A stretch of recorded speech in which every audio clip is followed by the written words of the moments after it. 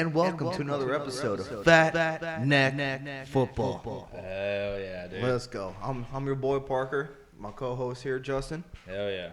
We're joined today by a very special guest who's very near to my heart. Here's my brother. We look nothing alike, but we brothers, I swear, at least half. Man, Mr. Jordan Rivera. Thank you for coming on down. Great day to be a Dolphins fan, huh, bud? Oh, man. Wow. Coming out swinging, boy. Coming out swinging. I mean, Man, that was a rough game, man. Were you able to watch it or you had to work? No, I was at work. I watched the highlights. it's a good thing you didn't watch that game because you saw your franchise quarterback throw 3 interceptions to that Buffalo 3 defense. Yeah, I think one was tip. One was a tip interception. So it's all good. Tua's a rookie, so he has to adjust and learn what's going on. Have you seen enough from him? How many games has he started and or played in this year? Like 7 or 8, or is it more? I would say about 9. About 9. Have you seen enough from him for you as a Dolphin fan to think that there's hope?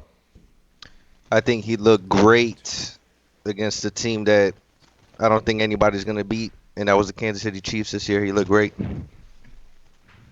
Justin's over here shaking his head. What you got to say about that? No. So he did start 10 games. Yeah, he did look good. He had a 58% completion percentage against Kansas City, 316 yards. He did average 6 yards an attempt, though. Yeah, but what was the score? We were talking about the stats, or we talking about The final possibly score. winning football games? No, right now we're talking about Tua. We will talk about the Dolphins as a whole later, but right now we're talking about Tua. So the absolute reason why that score was so close is because of your defense. So don't start with Tua is the reason why.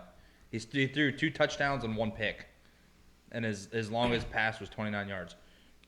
I mean, that's I don't know. So Jordan, I know you told me before that you guys didn't bring Tua in to be a big time passer. You brought him in. You brought someone in that's accurate. You brought someone in that is there to manage the game. You got a great defense. I think you thought your running game was going to be better. Not saying your running game was bad this year. No, we had very low expectations on the running game. Who do we got? You guys brought in Breida and you brought in Howard, and I think that with I'm saying before the season started, I think a lot of people were big on Balaj as being your third back. I think people thought that was a pretty deep running back room. At least at the beginning of the season. I definitely thought that myself. So I think between your defense and that, I mean, it kind of – I know – oh, jeez. How long was Flores on the Patriots staff? I mean, he wasn't there in the early 2000s, was he? Or was he? I think so. That's I think he's been there for like 15, 16 years. So I can see why he would try to maybe mimic. I mean, Brady's first 3 rings was stellar defense, run the football, and manage the game. So I can see where he might be trying to go that way. But and I know some rookies take longer to develop than others, man. But you look at a lot of these rookies now. 9 games, you can kind of tell what you got. And I haven't seen it from Tua. If going into next season, I know he didn't have a training camp. I know it's a rough year for rookies. But I hope I'm wrong. I would love to see the Dolphins do well. It's been a franchise that's been spiraling ever since Marino retired. But I'm not sold on Tua. I know a lot of Dolphin fans aren't either. I'm definitely not. I'm not a Dolphins fan. I want you to say why. And I will tell you why.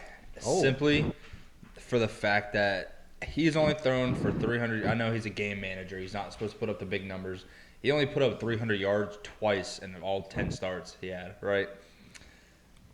The game he should have balled out was against the Raiders, allowing 30 points per game. He had 94 yards, and he got benched for Ryan Fitzpatrick. But it wasn't even just that he threw for, how many yards was it? 94. But he was also like 17 to 24, right? So that's 17 completions. He was averaging 4.3 yards a pass. And I know during that game, they were talking a lot about he needs to learn what open means in the NFL because every single one of his passes, man, it's a play action. It's a play action bootleg to its high end in the flat, or a dump down to his running back. I'm not going to doubt his accuracy. He is an accurate thrower, in my opinion. I think he's one of the more accurate throwers in the league. I do. I just don't – his decision-making and I don't know. Maybe his size is compared to the defense that's rushing him because he got sacked a lot this year. Well, you guys, how many rookie offensive linemen did you have? I think it was like 2 or 3. We got 3. 3, yeah. So Hunt, don't get me Solomon wrong. Kinley. Yeah, Yep. yeah. So don't get me wrong. I know it's not solely Tua's fault, but Right, and he might be there's a little room to grow. He might be a little discouraged, but I do not see Tua as a franchise quarterback. I do not, and I don't. And you actually made a good point. Well, if this is what I said earlier, yes. I might want to bring this up a little bit later. Okay. But for right now, I know Josh Rosen wasn't a good quarterback. But would he have done? Did Tua outperform Josh Rosen? If Josh Rosen would have played this year, do you think Tua would have blown him out the water in those 9 starts? If Josh Rosen would have started those games and Tua started those games, how much of a difference would there be? I want this to be a realistic answer. Realistic answer? Yeah. I think Coach Flo got rid of Josh Rosen for a reason. If Coach Flo thought that Josh Rosen was going to outperform Tua, we would have kept Josh Rosen. We wouldn't have traded him. We traded him. He's on Tampa Bay's practice squad. And Tua's out here playing games. We're winning football games. He went to what? But I also think a lot of coaches, when you take over a team, you want your guy. Right. You don't want the guy before you took, especially when the guy before you was. Yeah, but how are we gonna know who the guy is? How are we gonna know who the guy is his rookie season? There's no quarterback that you're gonna say, oh, right here we knew. Okay, this guy's gonna be the greatest. I think the Chargers know who their guy is. I think Herbert. Cincinnati knows who their guy is. Justin Herbert. How many rookie quarterbacks have started off so stellar? They start off so great. They're shining. Baker just did it 3 years ago. Yeah, as much as I hate Baker, he did it. So did Justin Herbert. Joe Burrow would have been competing with. Is Baker really playing? No, he sucks. Baker I hate has Baker Mayfield. No, Baker has weapons. Okay, Baker has weapons, but Baker has played even better since losing OBJ. His stats without OBJ in the lineup is better than having OBJ in the lineup. He has more time in the pocket. He doesn't get pressured as much because he does have a really Yeah, good he does have a good O-line. O-line. But I feel like he's still a young quarterback. Yeah. And when you have OBJ and Landry, especially OBJ's demeanor and attitude and all that, he's cocky. You might want to force. He forces the ball to him all the time. He does. You're right. And as soon as he got out of the lineup, Baker's picks dropped a lot. Yeah. And stuff like that. But what I'm saying is, there's a lot of quarterbacks. I know some quarterbacks take more time. I'm not completely hopeless on Tua. I'm not. But I feel like I don't think he did that much more than Josh Rosen. I think you could have used that. What'd you guys take Tua at? Like number 5, number 6? 5.